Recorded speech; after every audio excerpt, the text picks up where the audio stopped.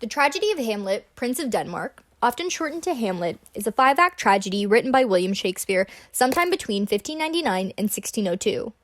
Arguably one of his most famous plays, Hamlet is widely regarded as the most influential literary work ever written, holding continuing relevance and significance throughout history due to its detailed exploration of many core facets of human existence.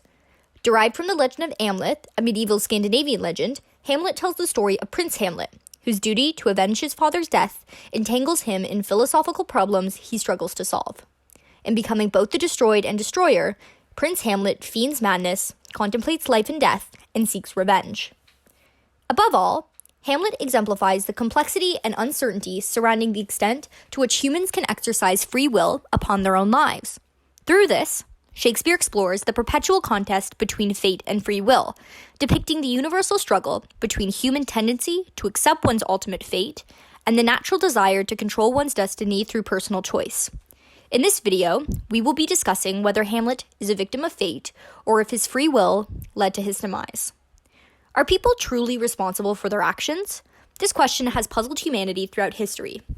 Since the beginning of time, people have pondered the influence of divine and diabolical power, environment, genetics, even entertainment, as determining how free any individual is in making moral choices. The forces of destiny and choice continually vie for control of human life. Fate is the belief that our decisions are inevitable, a product of each and every predetermined event up until this point. Things could only have happened the way they have occurred, and everyone and everything fulfills a role, like an actor in a play, carrying out their lives according to an unfolding script. In contrast, free will is the belief that we have the ability to choose between different possible courses of action unimpeded. Simply stated, this issue hangs on whether human beings should be thought of as fundamentally free to choose their actions and mold their lives, or whether they should be deemed as being at heart determined by forces beyond their control. We believe that fate is a concept referenced by the self-absorbed, created by humans to decrease their responsibility and the consequences that the power of free will delivers. Individuals will turn to fate for comfort and reassurance that their life is predetermined by an imaginary force so that they do not feel fully accountable for their decisions. Although we may be powerless to alter certain events, we remain free to choose our attitudes and actions towards them. In contrast to our beliefs, Hamlet believes that there is an ultimate fate destined for every person on Earth. Everyone has a destiny that waits them at the final moments of their lives. The Elizabethan era was fascinated with the idea that our fates are foretold and therefore set in stone. However, we think that Shakespeare shows in his plays that even if things are foretold, they are foretold because of the actions or free will of the characters, instead of the actions of the characters being determined because they are already destined to be. The complex relationship and struggle between fate and free will is exemplified within the character of Hamlet, who struggles to balance exercising his own free will over the external forces and fates which govern his life, whether it be the ghost of his father, the inevitability of death, or a divine force. Choices made by Hamlet, which ultimately lead to his death, are all guided by his own free will. In mourning his father's death, Hamlet chooses to do so for what others consider to be an excessive amount of time. During this period of mourning, Hamlet meets a ghost that resembles his father, and therefore he believes to be his father's spirit. The ghost says, "Murder most foul, as in the best it is, but this most foul, strange and unnatural," which implies that he was murdered and that his death was unnatural, to which Hamlet responds hastily with, "Haste me to know it, that I, with wings as swift as meditation or the thoughts of love, may sweep to my revenge." It can be said that Hamlet's pursuit of revenge is what ultimately leads him to his death, and this is the moment that actually triggers his journey towards his downfall. This conversation shows how quickly Hamlet came to believe the claims of the supernatural and to pursue these claims, as opposed to brushing them off as baseless accusations. Hamlet's excessive period of grief and his eagerness to pursue revenge at the slightest provocation illustrates how Hamlet chooses to be stuck in the events of the past and to fill the emptiness that is left behind by his father's death with blood and violence. One can say that the ghost personifies the idea of fate. Yet, Hamlet possesses the freedom to either follow the direction of fate and its consequences or to ignore it. While fate plays a part to influence Hamlet's decision, it does not take away his freedom to choose the path that he takes. Thus, when Hamlet does choose the path of vengeance, it is solely under his own free will. Although the choice corresponds to the path that fate points him down, it is his decision to actually walk that path. In this concept, we can assume that fate plays the role of a street sign, pointing down one path, but it is up to the individual to decide upon which path to walk down. Following the performance of the murder of Gonzago, Hamlet is summoned to his mother's chamber. Upon arguing with Gertrude over the intentions of his play and his reasons for wanting to distress the king so openly, Hamlet kills Polonius, thinking he was Claudius in response to Polonius's cry for help due to Gertrude's distress. Hamlet exclaims, "How now, a rat? Dead for a ducat, dead!" After Gertrude confronts Hamlet about his horrible act of violence, Hamlet utters, "A bloody deed? Almost as bad, good mother, as killing a king and marry with his brother."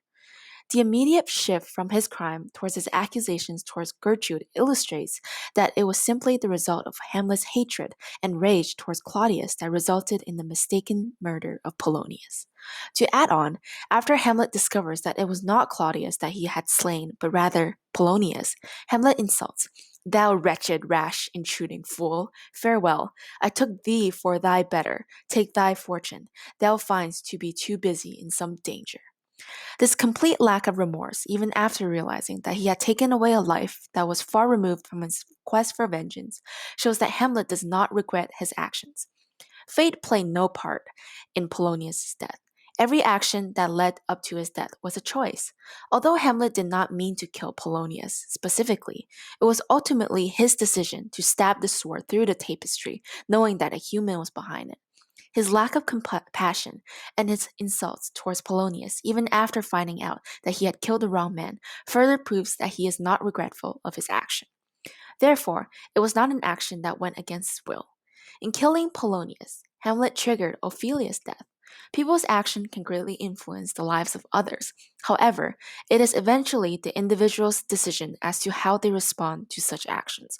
Polonius's death shattered Ophelia's mental state, as she says, "I would give you some violets, but they withered all when my father died. They say it made a good end." Ophelia drowned because she fell into the water and did not have the will, in her grief, to save herself. Therefore, it was ultimately her decision to choose not to save herself from death, and thus we cannot say that Ophelia was a direct victim of Hamlet, just as we cannot blame divine forces or fate for Hamlet's actions.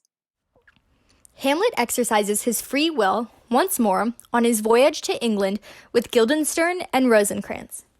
After discovering that the letter they are to deliver to the King of England sentences him to death, Hamlet betrays his companions and rewords the letter so that Rosencrantz and Guildenstern are put to death instead.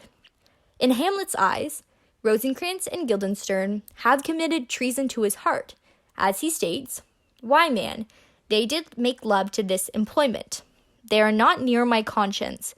Their defeat does by their own insinuation grow. 'Tis dangerous when they baser nature comes between the pass and fell in said points of mighty opposites." Similar to Polonius's death, fate had no role in Hamlet's decision to kill his close advisors.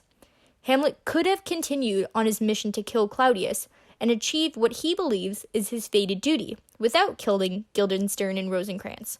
Their murder proves Hamlet has free will and is not a victim of fate.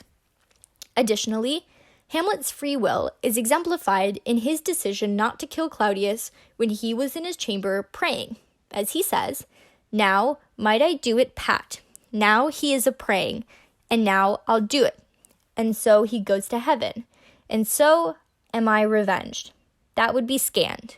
A villain kills my father, and for that I, his sole son, do the same villain send to heaven.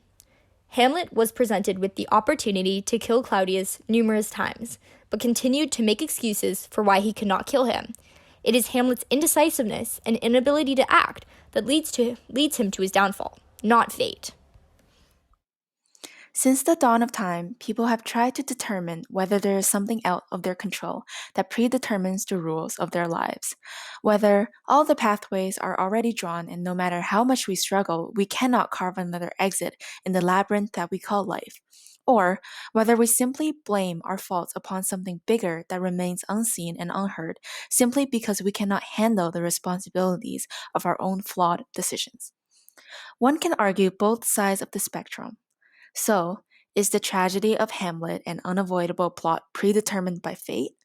Hamlet is indeed creditable when he claims, as in their birth, wherein they are not guilty, since one cannot choose how they're born, nor be responsible for their origin. Hamlet did, in fact, have no control over the fact that he was born into a tragic situation in which his father was killed by his uncle and his mother married his father's murderer. However, Hamlet never stops exerting his free will upon the path that he walks. He had control over how he should face these circumstances in which he found himself in. Upon every turn, he had options to offset the events that eventually unfolded. He could have chosen to not heed the request of the ghost to pursue a path of retribution. He could have chosen to not stab the man behind the tapestry. He could have chosen not to enter the duel that led to his own demise. Even if the events that did unfold were premeditated by fate, his own decision to not fight against the path that fate decided for him proves that he is not a victim of fate, but rather a blind follower. Just as we cannot blame others for our own mistakes, we cannot blame fate for Hamlet's actions. Therefore, Hamlet is not a victim of fate, but rather his own free will and the decisions that he made. Fate is often intertwined with religion. For Christians, the most basic dilemma stems from men's choice between good and evil. In Hamlet, there are often times when the actions of different characters directly opposes their religion. Hamlet's insistence on his vengeance to take Claudius's life and Ophelia's decision to drown herself both violate the teachings of the Bible and of Christianity. Therefore, in instances where fate points the path of evil, it is the duty of men's free will to fight to the death if necessary, to walk upon the path of good, and remain in control of their own choices. Just as how good and evil are opposing forces, fate and free will always remain in struggle for dominance over the course of life. However, just as good does not exist without evil, fate and free will are equally intertwined and dependent on each other. If fate is indeed unchangeable and destined to win, then it is our duty to decide if and how we will be defeated by fate.